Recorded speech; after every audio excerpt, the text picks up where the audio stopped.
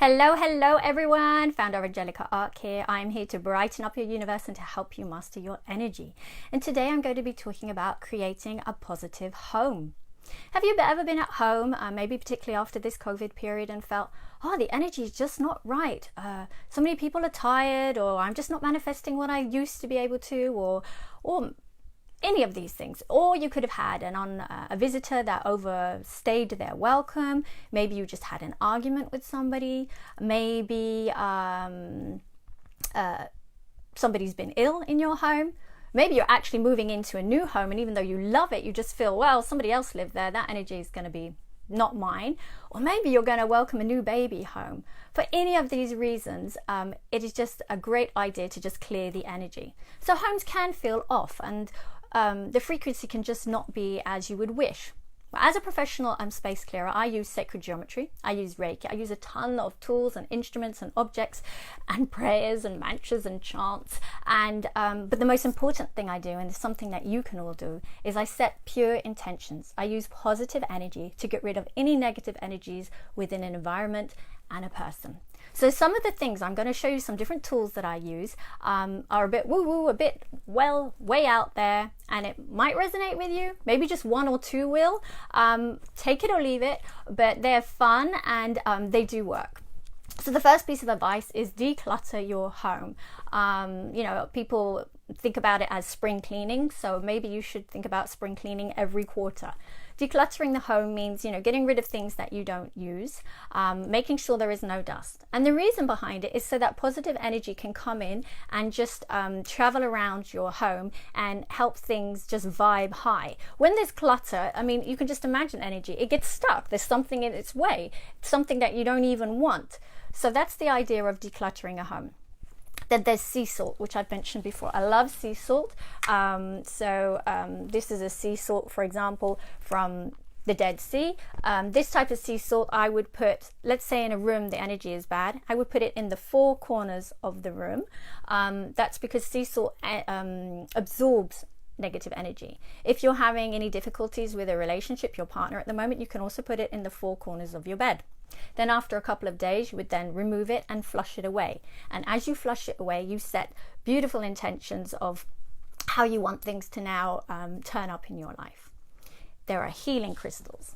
Now, I love crystals. There's a crystal for everything, from health ailments to different emotions. So let's start with just natural citrine. Okay, natural citrine comes in all sizes. You can get massive pieces of them. The price tag varies as well. This natural citrine I would put in different rooms. I actually have them in every single different room. The reason natural citrine is just such a good crystal to use is because it absorbs all the negative energy. It then transmutes it and dissipates it, and it goes down and it just comes up. Everything is cleaned. So natural citrine is a lovely crystal that you can put in every room. There's also black tourmaline. And this one is amazing with regards to electromagnetic rays. You want to be putting this near if you have an internet router or televisions or smartphones, computers, because it absorbs all those negative energies and dissipates them.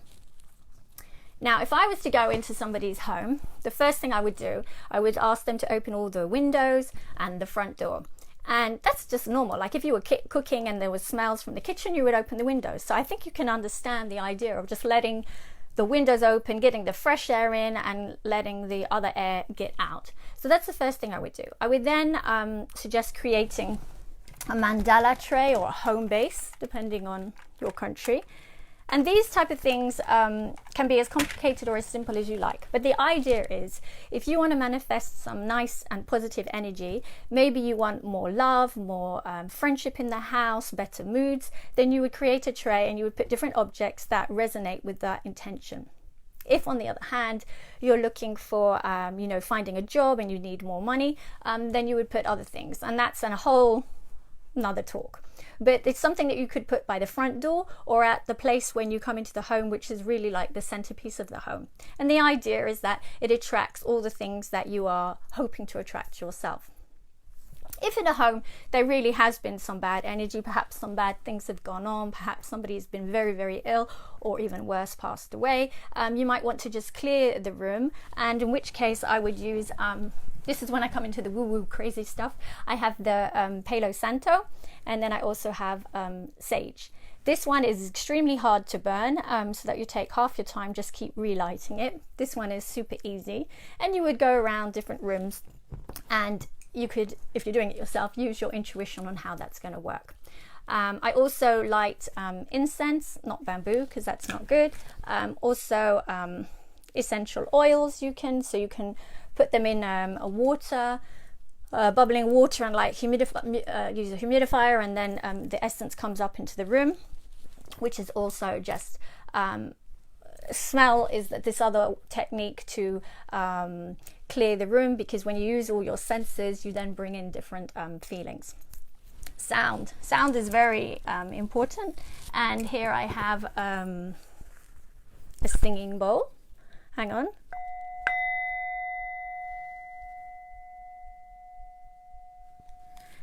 And just by listening to a different tone, again, it can seriously change the energy in a room. It's just like when you put music on the radio, maybe you weren't feeling upbeat, you put a song on and you're like, oh yeah, I do feel better now. So even just a simple one-tone sound can just totally change the energy in a room.